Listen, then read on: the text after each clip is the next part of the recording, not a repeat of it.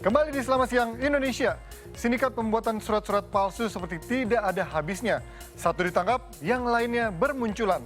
Timnet pun telusuri seperti apa sistem kerja para penyedia surat-surat palsu. Selengkapnya dalam laporan khas Selamat Siang Indonesia. Good People, sindikat ijazah palsu dibongkar tim Sudit Cyber Direktorat Reserse Kriminal Khusus Polda Jatim pekan lalu. Pelaku kerap membuat ijazah palsu dari tingkat sekolah dasar hingga strata 2 alias jenjang master. Dalam satu kali transaksi, mereka mematok paling murah Rp500.000 untuk ijazah SD dan Rp2.500.000 untuk ijazah S2.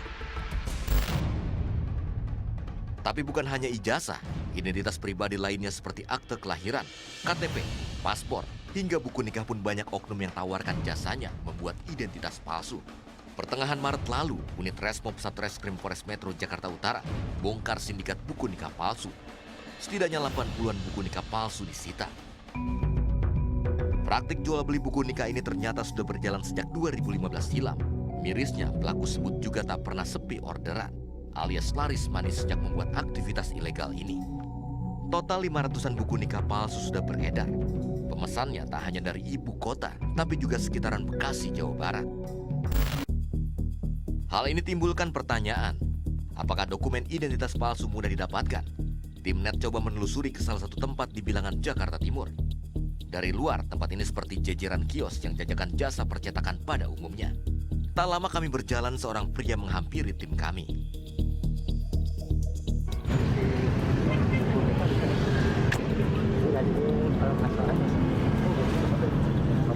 Tahun berapa? Kemarin kita kena banjir jadinya. Tahun berapa? Tahun kita 2011, 19 Selatan. Iya. Pasang. Ini juga ada orang pesan. Udah jadi belum diambil dari Semarang. Dari Semarang nih. Iya, bikin udah kelar. Dalam aja Pak. Kami pun diajak masuk ke dalam dan mengobrol di sebuah warung di dalam gang tersebut. Ternyata jasa yang ditawarkan bukan hanya buku nikah, tapi juga KTP. Fotokopi KTP. fotokopi KTP aja. Ya, Berarti dua suami istri.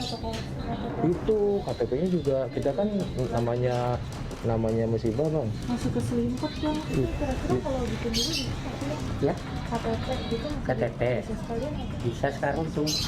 Tunggu bisa. Berapaan tuh bang? Hah? Berapaan? 6,5. 6,5. 680. Yang elektrik yang seumur hidup. Itu pasnya segitu bang, nggak bisa murahin lagi? Hah? Nggak bisa murahin lagi pasnya segitu? Bisa. Berapa deh pasnya?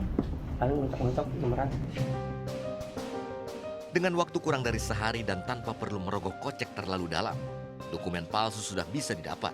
Tak hanya dari Jakarta, bahkan pemesanan juga datang dari berbagai daerah. Menanggapi beredarnya buku nikah palsu, pihak KUA sebutkan ada hal-hal fisik yang dapat dilihat untuk membedakannya antara buku nikah asli dan palsu. Secara fisik, buku nikah palsu sebenarnya terlihat berbeda dengan buku nikah asli. Paling kentara, stiker hologram di buku nikah palsu sangat mudah lepas. Kemudian pada buku nikah asli terdapat kode registrasi pernikahan yang terintegrasi dengan dinas agama masing-masing wilayah. Barcode-nya, dan ini sudah tidak bisa dipalsukan lagi karena ini milik Kementerian Agama ya.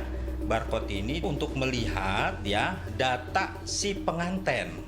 Data si pengantin dia sudah masuk ke program SIMKA atau ke SIMKA atau belum. SIMKA itu Sistem Informasi Elektronik Nikah yang hanya dimiliki oleh Kementerian Agama. Pemalsuan identitas bukan hal baru di Indonesia. Setiap tahun polisi selalu berhasil mengungkap sindikat di berbagai daerah. Walau begitu, para pelaku juga tak kalah cerdik untuk kembangkan modusnya. Untuk itu laporan dari masyarakat juga sangat penting, agar pemalsuan identitas yang bisa merugikan banyak pihak bisa terhindarkan. Pelaku tindak pemalsu dokumen dapat dijerat dengan pasal 263 KUHP dengan ancaman pidana maksimal 6 tahun penjara dan denda sampai 50 juta rupiah. Fikar Ramdhani, Bagus Darmawan melaporkan untuk NET.